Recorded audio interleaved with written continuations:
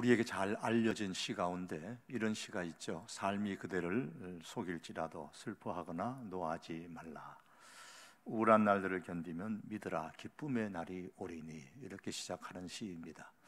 러시아의 시인이고 소설가인 알렉산드로 푸시킨이 쓴 그런 시이죠.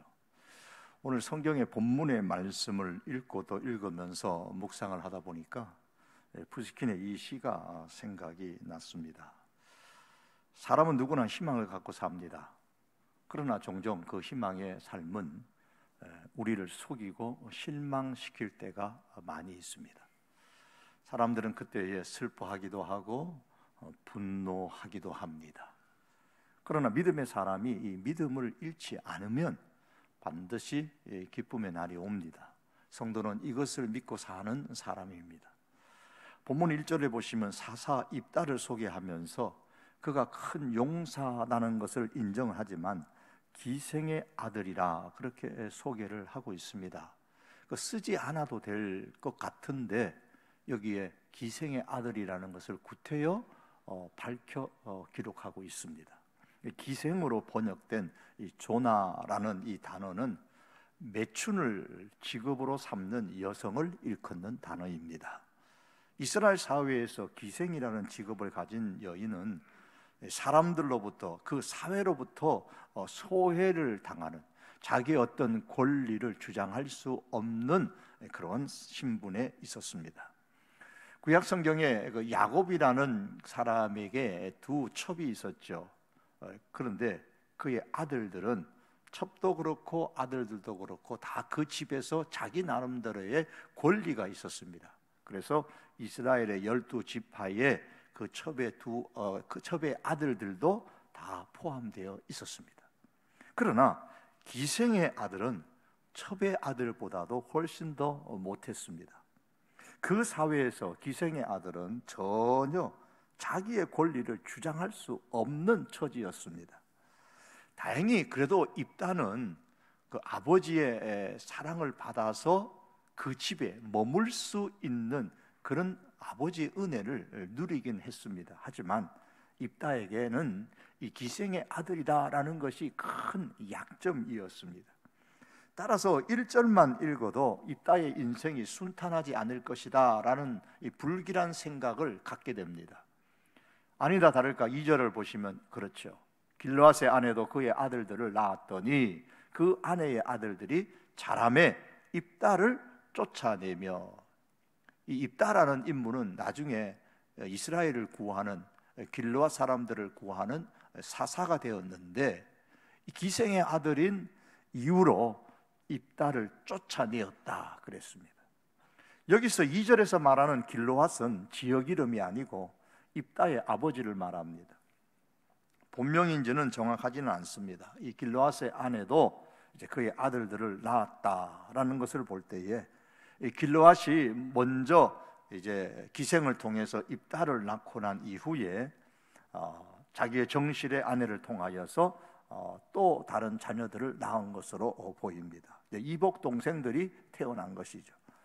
당시에 장자에게는 더 많은 재산을 유업으로 주었습니다. 그런데 이복 동생들의 그 입장에서 볼 때, 즉 정실의 그 자녀들의 입장에서 볼 때는 기생의 아들인 입다가 아버지의 인정을 받아서 자기들과 함께 한 집에 사는 것조차도 불편한데, 불만인데, 이대로 두면은 아버지 재산마저도 더 많이 가져갈 것 같으니 그들이 서로 협의를 해가지고 형인 그 입다를 그 집에서 쫓아내 버렸습니다.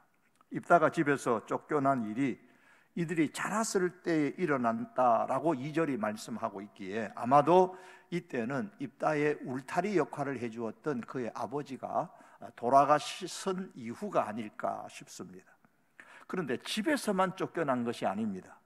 후일에 길르앗 땅의 지도자인 장로들이 입다를 찾아와서 도와달라고 했을 때에 7절의 본문에 보시면 입다가 길르앗 장로들에게 이르되 너희가 전에 나를 미워하여 내 아버지 집에서 쫓아내지 아니하였느냐 그랬어요.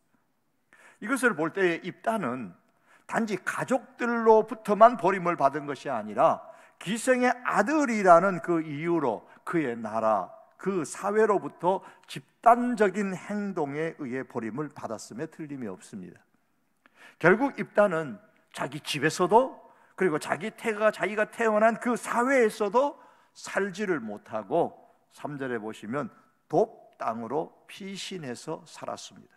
이에 입다가 그의 형제들을 피하여 돕 땅에 거주하매, 기생의 아들이라는 이유로 혹 사람들의 사랑은 받지 못한다 하더라도 그것이 자기 잘못은 아니기에 격려와 도움이라도 받고 성장을 했다면, 긍휼함을 좀 얻으면서 자라났다면 얼마나 좋았겠습니까마는 기생의 아들이라는 것이 꼬리표가 되어서 그의 인생을 불운한 환경으로 몰아붙였습니다. 얼마나 많은 상처를 가지고 자기 집에서, 자기가 살던 그 땅에서, 그 사회에서 쫓겨났겠습니까? 사춘기를 지나면서 입다도 한 인격체로서 기본적인 희망을 가지고 살았을 텐데 그 희망대로 그의 인생이 흘러가지 않았습니다. 꼬인 인생이 되고 말았죠. 푸스킨의 시처럼 삶이 입다의 희망을 삼켜버리고 삶이 그를 속였습니다. 여기까지만 보면 읽는 우리들의 마음이 매우 우울해집니다. 그런데 예상하지 못한 일이 일어납니다. 11절의 말씀 보시겠습니다. 이에 입다가 길르앗 장로들과 함께 가니 백성이 그를 자기들의 머리와 장관을 삼은지라. 자기를 쫓아낸 길르앗의 지도자들인데 11절에 가니까 그들과 함께 갑니다. 더욱이 백성의 머리와 장관이 되었습니다. 즉 길르앗 땅의 최고 지도자가 됐다는 거예요. 우리나라의 무슨 장관이 아니라 우두머리, 지도자, 머리가 되었다라는 말입니다. 푸스킨의 그 시처럼 기쁨의 날이 왔습니다. 이를 보면서 우리는 두 가지를 생각하지 않을 수 없습니다. 하나는 비록 현재에 우리가 어떤 치명적인 단점을 갖고 산다고 해서 미래까지도 불행하게 될 것이라고 미리 예단하지는 말아야 합니다. 왜냐하면 삶은 수학의 더하기 빼기 공식과 같이 쉽게 그렇게 딱 떨어지도록 예상할 수 있는 일이 아니기 때문입니다. 그러므로 현재 내게 약점이 있고 그 약점으로 인해 많은 상처를 갖고 산다고 할지라도 그것 때문에 결코 주눅들며 살지는 말아야 합니다. 사람은 타인의 약점을 꼬집어서 비난하거나 못되게 하는 경우가 있지만 하나님께서는 그 사람의 약점을 끄집어내어 따지면서 그 사람을 사용하시는 분이 아니십니다. 오히려 성경은 하나님을 말씀하기를 하나님께서 세상에 약한 것을 택하사 강한 것들을 부끄럽게 하려 하신다고 했습니다. 바울을 향해서는 내 능력이 약한 데서 온전하여진다고 했습니다. 그래서 바울 역시도 고백하기를 내가 약한 그때에 강함이라고 고백을 했습니다. 그러므로 성도 여러분, 나의 어떤 출신 성분이나 혹은 나의 학벌이나 혹은 나의 어떤 그 약함으로 인해서 우리가 힘을 잃고 혹은 서러워하면서 살지 말고 그럴수록 더더욱더 세상에 약한 것을 택하사 강한 것들을 부끄럽게 하시는 그 하나님을 믿음으로 붙잡는 사람으로 살 수 있기를 바랍니다. 또한 이 말씀을 보면서 입다의 입지가 바뀐 것을 볼 때에 우리가 생각할 것은 혹 우리가 1등 인생으로는 살지 못할지라도 3류 인생으로 살지는 말아야 한다는 사실입니다. 어떤 사람이 말하기를 3등은 괜찮지만 3류는 안 된다 그랬습니다. 모든 사람이 다 1등 할 수는 없잖아요. 우리 자녀들이 수능 시험도 쳤습니다만 다 1등 할 수는 없습니다. 1등은 그저 한 사람 나오는 거죠. 만점이 몇 사람 나올 수는 있겠지만요, 모든 사람이 다 1등은 될 수는 없기 때문에 2등도 생기고 3등도 생기고 4등도 될 수가 있습니다. 혹은 꼴찌도 될 수 있습니다. 하지만 3류가 되어서는 안 된다라는 말입니다. 왜냐하면 이 류라는, 즉 삼류가 된다는 것은 그 사람의 내면적 가치가 형편없다, 그 내면적인 것이 형편없다, 그 내면적인 것이 불량품이다라는 말이기 때문입니다. 모든 사람이 다 1등은 될 수 없지만 모든 사람이 다 1류건 될 수 있습니다. 모든 성도가 다 1등 교인이 될 수는 없지만 모든 성도가 다 1류 교인은 될 수가 있습니다. 만일 입다가 그 외국 땅인 그 놋땅, 이방의 땅 놋땅에서 원한과 분노와 복수심에 불타가지고 그 망나니처럼 나쁜 짓을 하며 삼류 인생을 살았다면 그에게는 그의 나라와 하나님을 위해 쓰임을 받지도 못했겠지만 설령 쓰임을 받을 수 있는 기회가 왔다고 할지라도 그 자신이 그 기회를 자기 것으로 제대로 활용하지 못했을 것입니다. 그러므로 아무리 서럽고 상처받은 마음과 불운한 환경 가운데 있는 것이 지금 현재의 삶이라고 할지라도, 그래서 등수에 들지 못하고 꼴찌에서 살아가는 삶이라고 할지라도 결탄코 우리가 슬퍼하고 화를 품으면서 삼류 인생으로 살지는 말아야 합니다. 비록 환경이 불운하다 할지라도 그런 불운한 환경 가운데서도 얼마든지 하나님을 생각하고 믿는 그 인류 인생으로 살 수가 있습니다. 입다의 삶이 우리에게 그 사실을 증명해 주고 있습니다. 환경과 상관없이 평소에 하나님을 먼저 생각하고 그 불운한 환경을 오히려 믿음을 다져가는 그런 인류 인생으로 살아갈 수 있기를 바랍니다. 그런데 입다가 과연 그 놋땅에서 삼류 인생을 살지 않았다라는 것을 어떻게 알 수 있을까요? 3절에 보시면 입다가 돕땅에서 잡류와 함께 어울리며 살았다 그랬습니다. 3절에 이에 입다가 그의 형제들을 피하여 저 추방을 당해서 돕땅에 거주하며, 이건 이방의 땅, 외국입니다. 거기에 거주하며 잡류가 그에게로 모여와서 그와 함께 출입하였더라. 여기서 잡류라는 것은 문자적으로 말하면 텅 빈 사람이라는 거예요. 남에게 뭔가 유익한 것을 줄 수 없는 사람이죠. 즉 별 볼 일 없는 사람, 쓸데없는 사람이에요. 그 시대에 따라서 별로 주목받지 못하는 사람들입니다. 그 사회에 있어서 주류로부터 외곽으로 밀려나 있는 그 이방인들, 변방인들, 즉 가치 없는 존재로 인식되어진 사람들, 이 사람들이 바로 문자적 의미에서의 잡류입니다. 그들 중에는 억울한 사람들도 있었을 것이고, 또는 그 입다처럼 상처로 뭉쳐진 사람도 있었을 것이고, 때로는 분노하고 한이 맺힌 사람들도 있었을 겁니다. 이런 사람들이 입다의 소문을 듣고 그 주변에 몰려들었고, 입다는 이들의 대장이 되어서, 머리가 되어서 어울려서 살았습니다. 잡류가 입다에게로 모여와서 입다와 함께 출입했다라는 말은 입다가 이들 잡류의 대장이 됐다라는 말입니다. 그러나 입다가 그런 잡류들과 이방 땅에서 어울려 살았다고 해서 그 믿음을 버리고 그 나쁜 일을 하면서 삼류 인생으로 막 살아간 것은 결코 아닙니다. 본문에서 우리는 두 가지 면에서 그 사실을 발견할 수 있습니다. 하나는 나라가 위태로워졌을 때에 길르앗의 지도자들이, 즉 요단강 동편에 사는 이스라엘 사람들을 길르앗 사람들이라고 말합니다. 왜냐하면 그 지역이 길르앗 지역이기 때문에 그래요. 그래서 여기서 길르앗 사람들은 역시 이스라엘 사람들이에요. 즉 이 길르앗의 지도자들이 입다를 찾아와서 우리의 지도자가 되어달라 한 것을 보면 알 수가 있습니다. 10장 앞에 나오는 17절에 보시면 암몬 자손이 이제 길르앗에 진을 쳤어요. 이스라엘을 공격하기 위해서. 이걸 막기 위해서 또 이스라엘은 미스바에다가 진을 쳤습니다. 서로 대치하고 있는 그 상황에서 18절에 보시면 그 길르앗 이스라엘 사람들과 지도자들이 자기들끼리 서로 말하는 겁니다. 누가 먼저 나가서 암몬 자손과 싸움을 시작하랴. 누가 나가서 싸우겠느냐?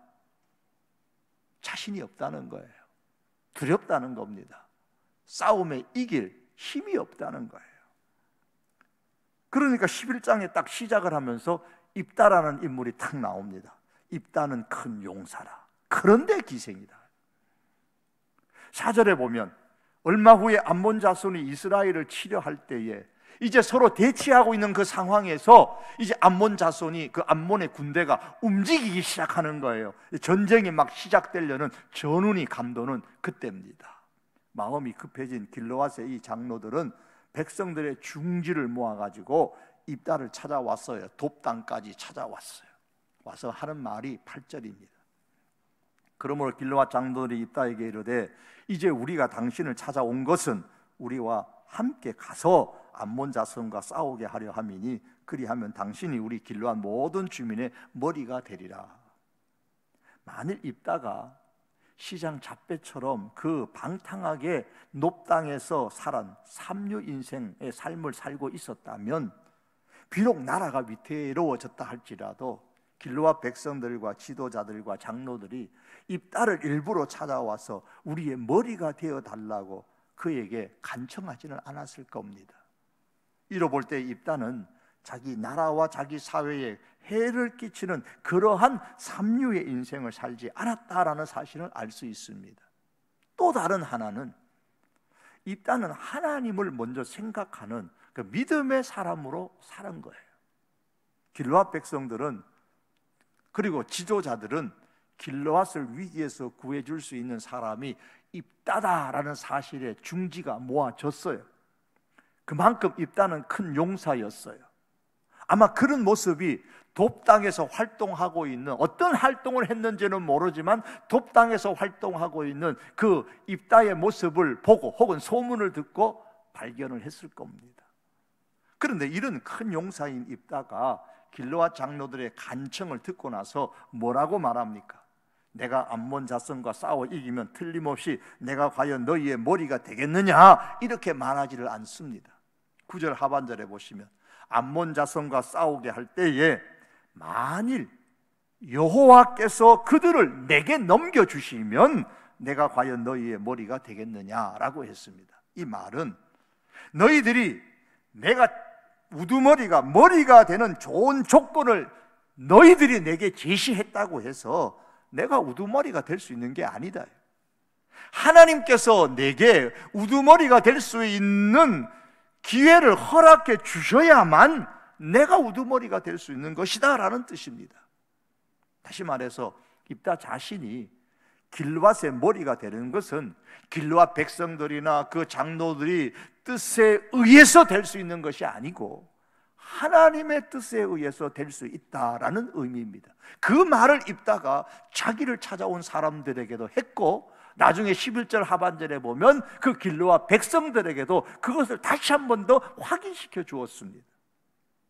입다는 암몬 사람들과 싸울 능력이 없거나 자신이 없어서 하나님을 앞세운 게 아닙니다. 능력은 길르앗의 백성들과 지도자들도 다 인정할 정도로 아주 출중했습니다. 하지만 입다는 그 싸움이 자기 능력에 있는 것이 아니라 하나님께 있다는 것을 믿었기에 하나님이 그들을 내게 넘겨주시면이라고 말을 했고, 11절 하반절 말씀처럼 다 여호와 앞에 아뢰니라 그렇게 말하면서 먼저 하나님을 생각했고 하나님을 앞세웠습니다. 이것이 바로 입다의 믿음을 증명해 주는 겁니다. 이런 입다의 대답을 볼 때에 입다는 분명히 젊은 시절에 비록 집과 나라에서 추방을 당해서 상처를 갖고 그 돕당 이국 땅에서 살았지만은 삼류 인생의 삶을 산 것이 아니라 그 땅에 살아가는 동안에 오히려 믿음의 사람으로 믿음을 다지는 그러한 시간들로 인류 인생을 살았음에 틀림이 없습니다. 사실 버림당하고 미움당하고 이방 땅으로 쫓겨와 살았으니까 분노가 일어나고 원한을 품고 상처를 가진 채 삼류 인생으로 살기에 딱 좋은 환경이 돕당에서의 삶이에요.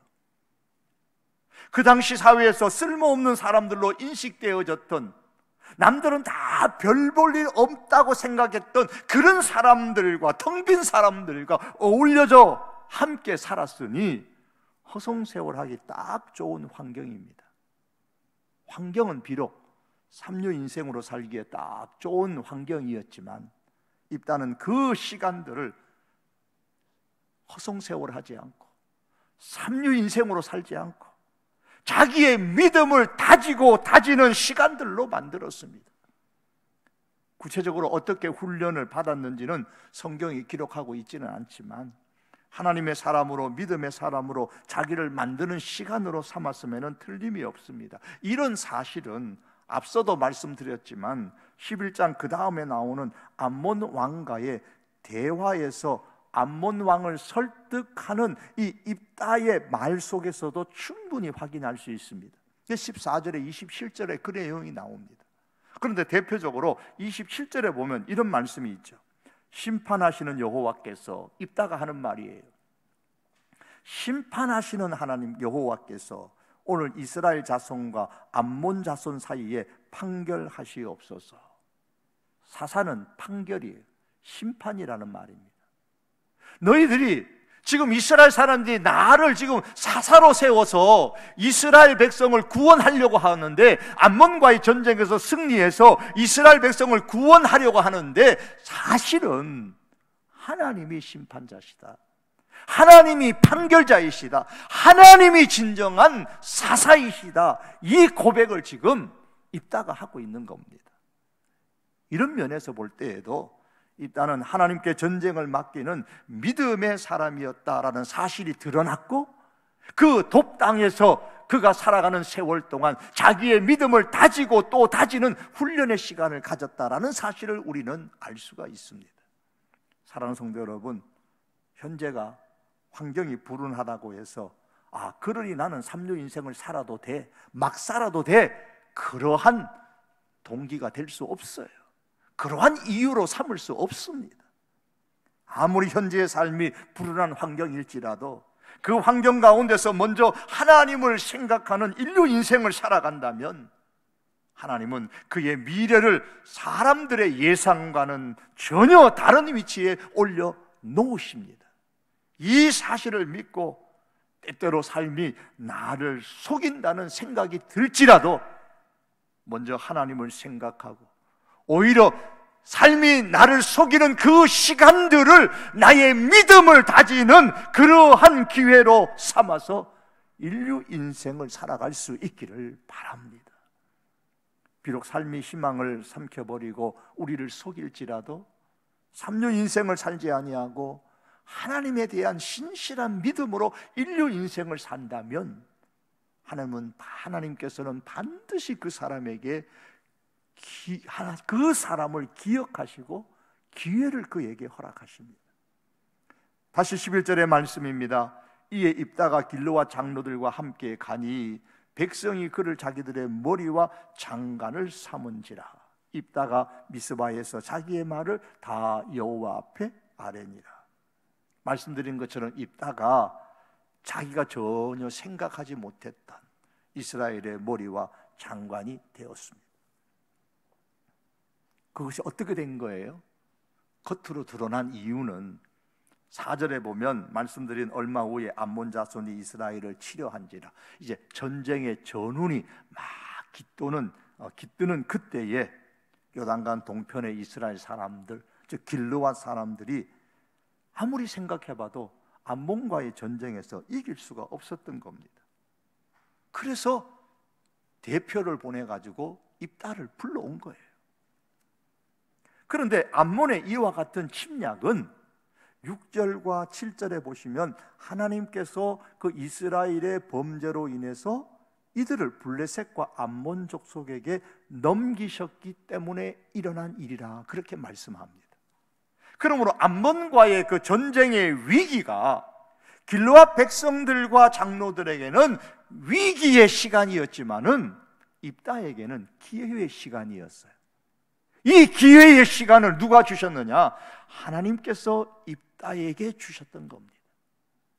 하지만 그 기회를 자기 것으로 만들어서 충분히 사용할 수 있었던 것은 삶이 자기를 속였지만은, 삶이 자기를 힘들게 했지만은, 자기를 추방시키고 쫓아내었지만은, 그래도 그가 평소에 삼류 인생을 살지 아니하고 하나님에 대한 믿음으로 인류 인생을 살았기 때문에 하나님이 주신 그 기회를 자기 것으로 삼을 수 있었던 겁니다. 사랑하는 성도 여러분, 위기가 길르앗 사람들에게는 두려움의 시간이었지만 입다에게는 기회의 시간이 되었습니다. 일상의 삶에서 믿음이 없는 삼류 인생을 사는 사람들에게는 위기가 두려움의 시간이겠지만, 믿음으로 인류 인생을 사는 사람들, 돕당과 같은, 그와 같은 참 허송세월하기 좋은 힘든 시기임에도 불구하고, 불운한 환경임에도 불구하고 오히려 그 시간을 믿음을 다지는 시간으로 삼는, 그래서 인류 인생을 살아가는 사람들에게는 그 위기가 오히려 기회의 시간이 되는 겁니다. 믿음이 없는 사람에게는 위기가 자신에게 믿음이 없음이 드러나는 시간이지만, 믿음의 사람에게는 위기가 자신의 믿음을 오히려 증명하는 시간입니다. 위기가 두려움의 시간이 되느냐, 기회의 시간이 되느냐, 위기가 내 믿음이 없음을 드러내는 시간이 되느냐, 내 믿음을 증명하는 시간이 되느냐, 이것은 평소에 하나님에 대한 믿음으로, 내 믿음을 다지는 모습으로 인류 인생을 사느냐 아니냐에 달려 있습니다. 길르앗 백성들, 또 그들의 지도자들, 입다, 모두 다 길르앗 사람들입니다. 모두 다 이스라엘 사람들입니다. 그들은 모두 다 하나님을 믿는 사람들입니다. 평소에는 두 분 다, 그들 다 하나님을 말하는 사람들입니다. 그런데 한편의 사람들은 평소에 하나님은 말했지만 믿음으로 제대로 살지 못했고, 그 결과 위기의 순간에 두려워 떨며 지냈습니다. 반면에 입다는 평소에 하나님을 믿는 그 믿음으로 살았고, 그 결과 위기가 오히려 자신의 믿음을 드러내는 기회가 되었고, 오히려 그 위기가 하나님께서 그를 높여주는 시간이 되었습니다. 사랑하는 성도 여러분, 코로나 팬데믹의 이 지루한 삶이 우리의 일상의 삶을 흐트려 놓고 힘들게 하고 있습니다. 코로나뿐만 아니라 이와 관련된 일련의 일들로 말미암아서 대단히 힘들고 어렵고 때로는 두려운 삶을 살기도 합니다.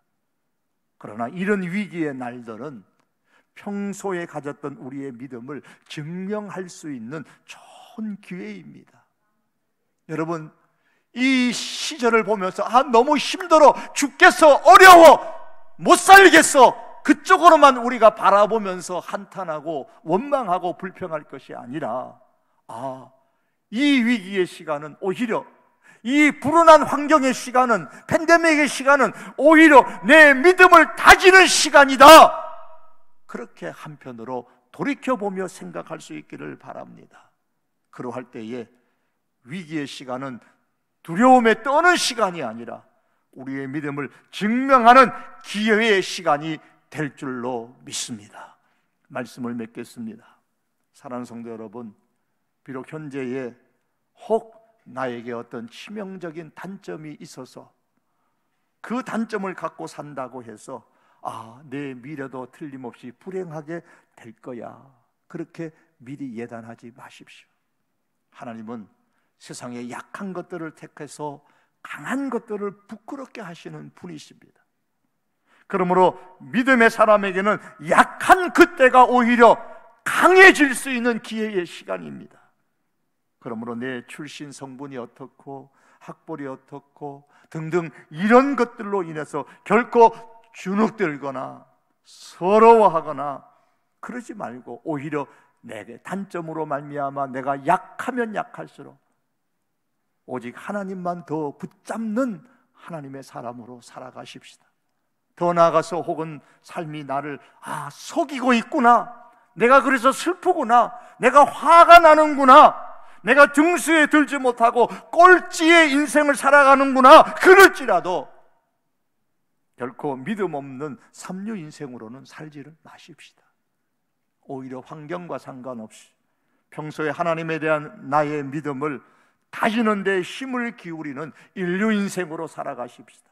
그러면 하나님께서는 우리의 미래를 내 자신조차 예상할 수 없는 위치에 올려놓으시고, 동시에 그 위기를 믿음을 증명할 수 있는 기회로 만들어 주십니다. 그러므로 성도 여러분, 코로나 팬데믹의 이 지루한 삶이라 할지라도, 이 환경이 불운하다 할지라도 이런 위기를 두려움의 시간으로 삼지 말고 평소에 가졌던 저와 여러분들의 그 믿음을 잘 증명하는 기회의 시간으로 삼으며 살아가는 우리들이 될 수 있기를 주님의 이름으로 축복합니다. 기도하시겠습니다.